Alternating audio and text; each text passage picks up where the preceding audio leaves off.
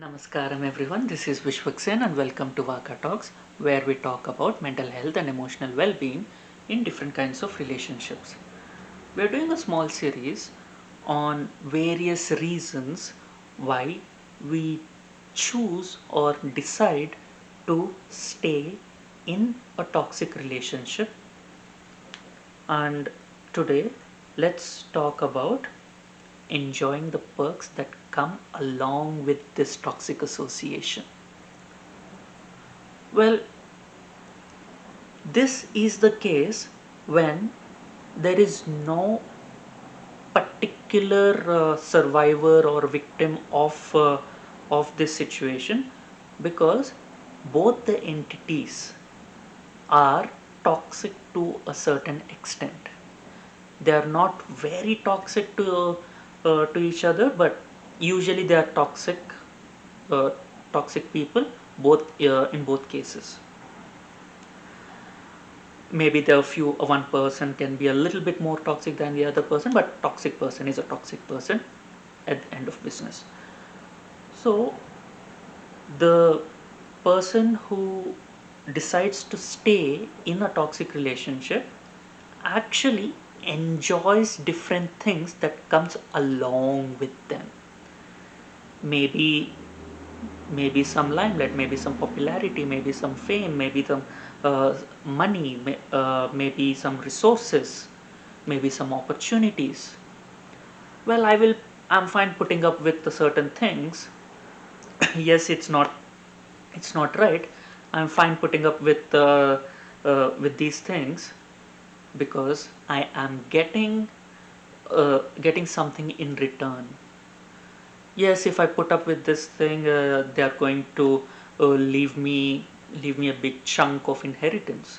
Maybe if I uh, put up with this person, yes, they are seen as a trophy in the society. So so I'm going to be seen as someone who has attained the trophy if I'm associated with them. So a lot of perks usually come along with the toxic people, because usually uh, we see them getting their way when in general in the society, because they are very demanding. They shift the blame onto the others, they paint themselves as the victim, and they tend to get things done in their favor in general when they are successful.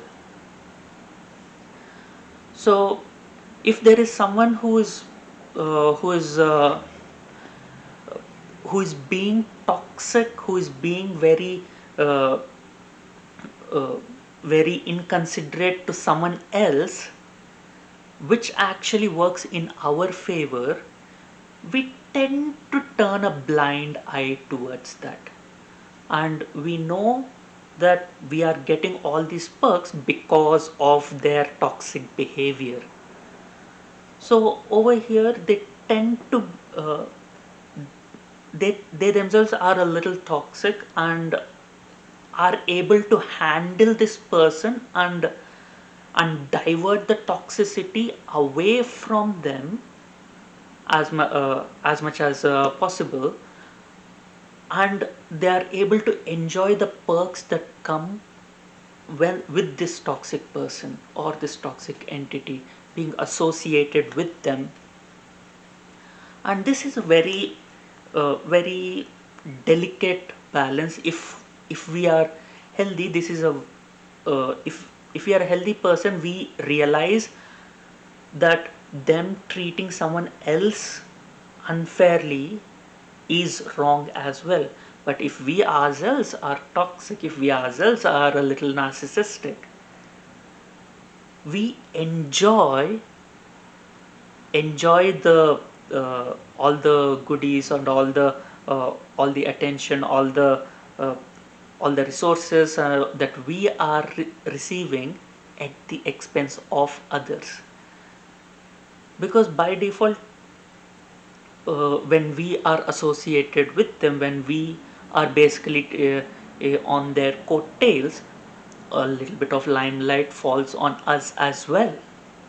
So this is a situation where the relationship actually is between two toxic people.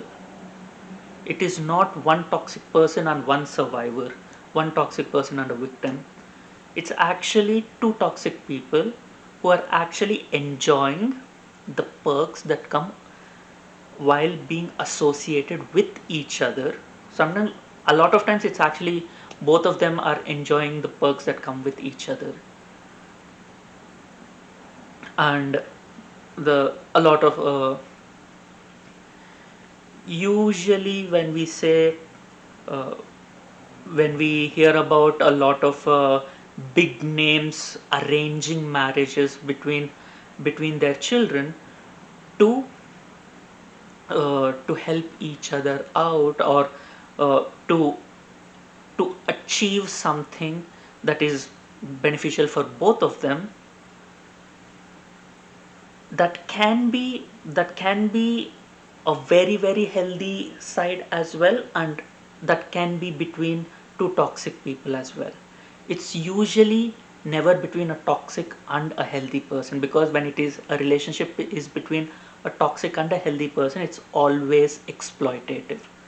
But when it is between two toxic entities, two toxic people, they are able to find something that they can enjoy through association with the other person. Otherwise, they are not interested in maintaining that relationship.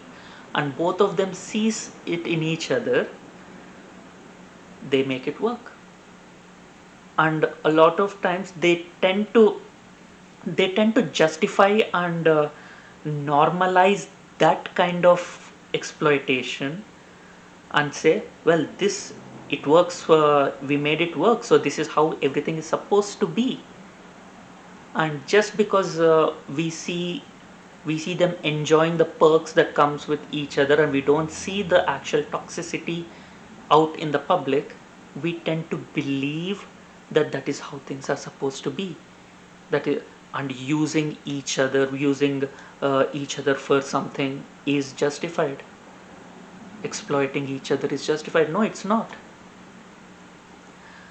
Enjoying the perks that come with a toxic person is possible only when we ourselves are toxic to a certain extent.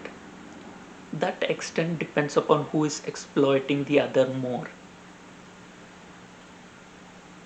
Seeing the other person as a means to an end is never right. And these people tend to make it work because they tend to gain something from each other, and once they cannot get something out of the other, that is when this relationship falls apart. That's when they decide to separate. As long as they have something to feed off of each other, they will stay together. And this is a very very interesting to look at. And if and it shaped it is very interesting to look at how this kind of relationship has shaped the society by and large. If you like my content, please hit the like button and share your experiences in the comment section below, and please share my videos with people you feel would benefit from my content, and please subscribe to my channel. Thank you. Until we meet again.